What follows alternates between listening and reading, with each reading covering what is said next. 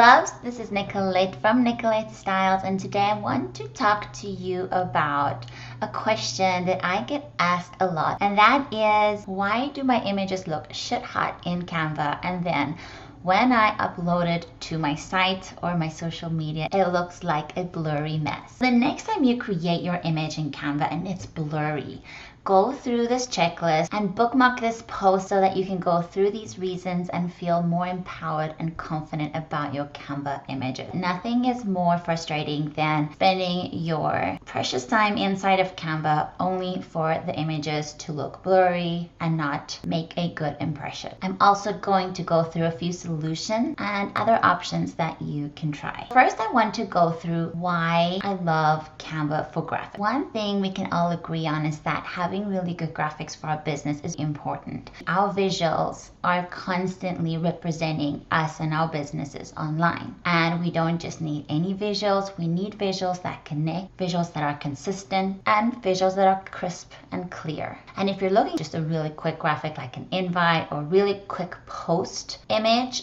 then other web design tools like PicMonkey or Adobe Spark is going to be great. They're equally awesome in their own way. But for your business, you need more than a quick solution. You need to be able to customize your graphics on a whim, and you need to be able to create templates that you can use over and over again. You need to be able to have a brand kit and build a visual strategy for your growing business and your growing team. And that is why I love Canva.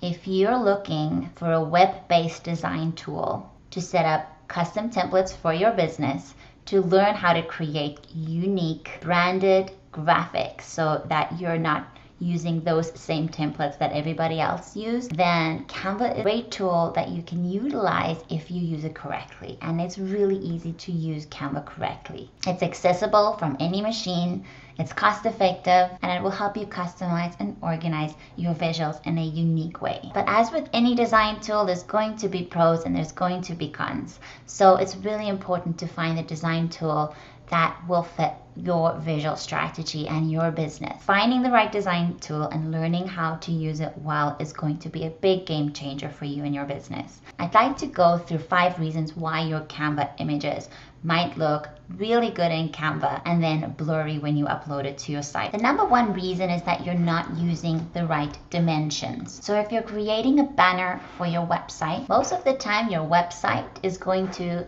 give you the correct size for banners, for featured blog post images. It's important that you track down that dimension, and if you don't know, see who you can ask to get those dimension sizes. If, for instance, you're using a Facebook banner for a website banner, it's going to force that image to stretch, and that's what's going to result in a blurry and pixelated. Another tip I have for you is to install the Page Ruler tool. It is a Chrome extension, and you'll go to Page Ruler and you'll follow the steps to add it to your Chrome browser.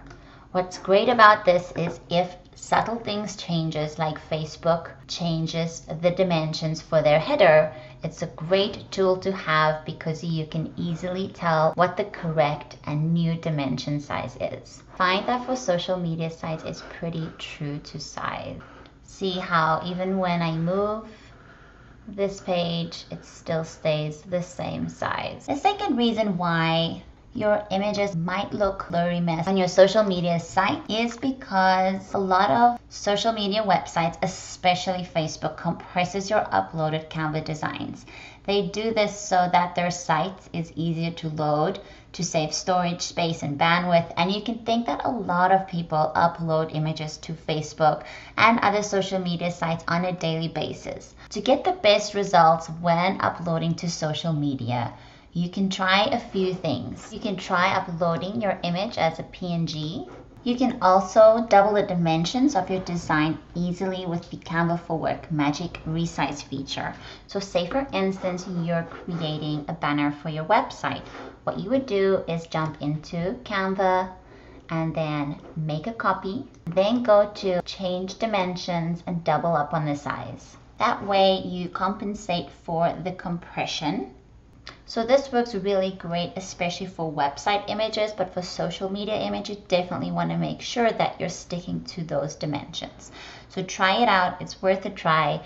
And if you are using Canva Personal, you can create designs with custom dimensions from scratch. You can also take your downloaded image and put it through programs like TinyPNG or Image Optimizer to help you make the file size of that image smaller without losing image quality. Another thing is that you'll see that this image here is blurry because it's just a screenshot of a Stuxy image. So you want to make sure that the images that you use in your branding are high resolution images. Professional images will give the impression of a quality brand.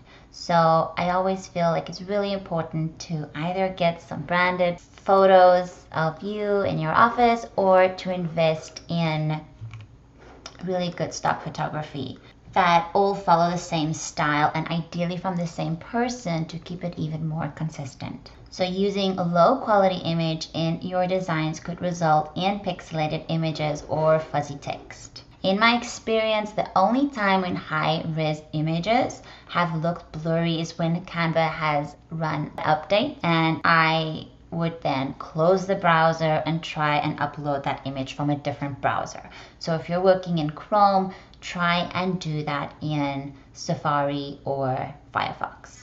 So always save your design and then try another browser. Definitely also make sure that you're not stretching your image.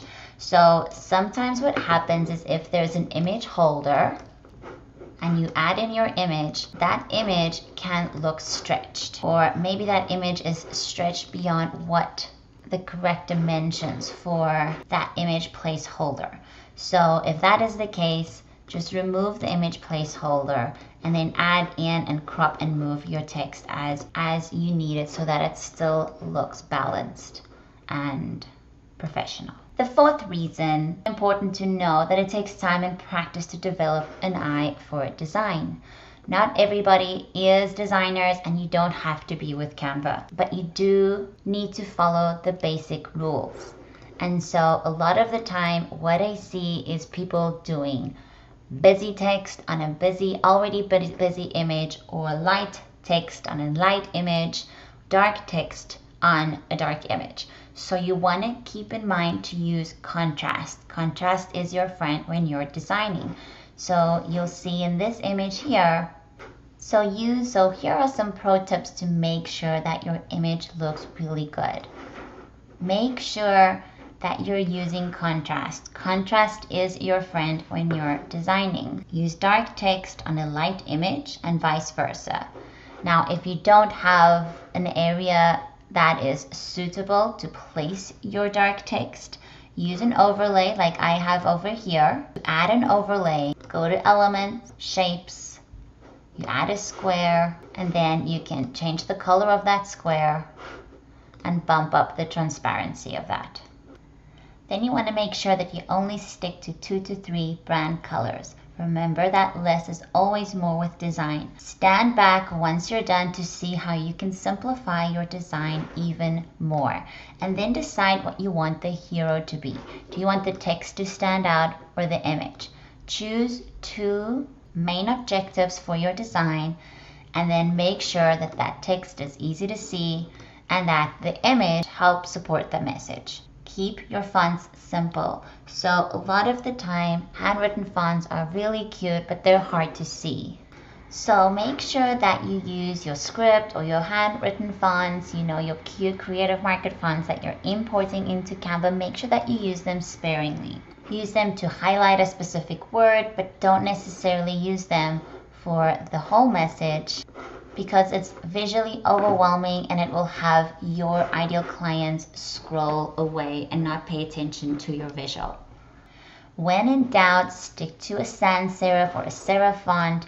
They're easy to read, easy to see from a distance. If Canva is running updates and your script font is moving around or having difficulty loading, just go back in and either make a copy of that design and try and tweak the copied version, or improvise by turning your script font into one of your simpler fonts just to get the image out if you're in a pinch. The fifth reason is that sometimes Canva runs updates, and it's important to understand that technology is frustrating. Sometimes your machine wants to run updates while you're shooting a video or you're super productive and you're most fired up to work. Sometimes the Amazon servers go down and you can't work at all. Sometimes Canva runs updates and that affects the design tool and it affects your work. And so sometimes you can't work in it or you have to try a different browser. And it sucks. It's frustrating. I know. I work in Canva every single day. Sorry, Canva. So what can we do about it? Well, here's what not to do. Don't jump onto Canva's page and give them a piece of your mind and show off the collection of cuss words in your vocabulary. This is not going to help. Instead, feel empowered to figure out new solutions and implement smart workarounds. If you've gone through this list and Canva's still acting up, what can you do? If your design is not loading, take a screenshot of what you have designed so that it's easy to recreate that. Or try and make a copy. Try and work in a different browser. Make sure that you're downloading your designs correctly. If it's not downloading your handwritten font or your fancy font, try a sans script font. You can also turn to PicMonkey or Adobe Spark. If it's a one-off image that you're trying to create, just make sure that the image that you're creating is on brand. Now, is there anything else that you can do? Is there another drag and drop tool similar to Canva that helps you design stunning graphics in seconds without needing to leave your web browser? Yes, there is. It's called Ezel, so you can go to ezel.com and register to trial it for free. It also offers pre-made templates if you're not confident with designing from scratch, the option to create project folders, upload your own images, and to favorite your images. And it also allows you to design for print and the web, where Canva is more focused on web designs. What this means is that if you're creating like a business card inside of Ezel, you can add that design to your cart and then you have the option to buy the print. So this option is currently only available in Australia. So what is the catch? The catch is that it's new, so don't expect perfection. It has free options, which is limited, a 30-day trial period, and besides not having the full image capacity and functionality that I love in Canva, it has other features that are really good, and it's a really great contender for Canva if you are looking for a different design tool. So if streamlining and automating your graphics and your visual strategy is important to you, you now have two options. You can use Ezel or you can use Canva. And if your Canva images are blurry, you now have 5 ways to test how to make your image look better online, look more crisp and clear. So bookmark this page, make sure that you're running it through this checklist. And if you have any questions or thoughts about Canva or Ezel or creating graphics for your business, please jump into the Think Creative Collective Facebook group, tag Nicolette van Rijgen, that's me, and let me know if you have any questions. I always love helping you create scroll-stopping visuals for your business. Thank you for watching, and I'll see you guys next time. Bye!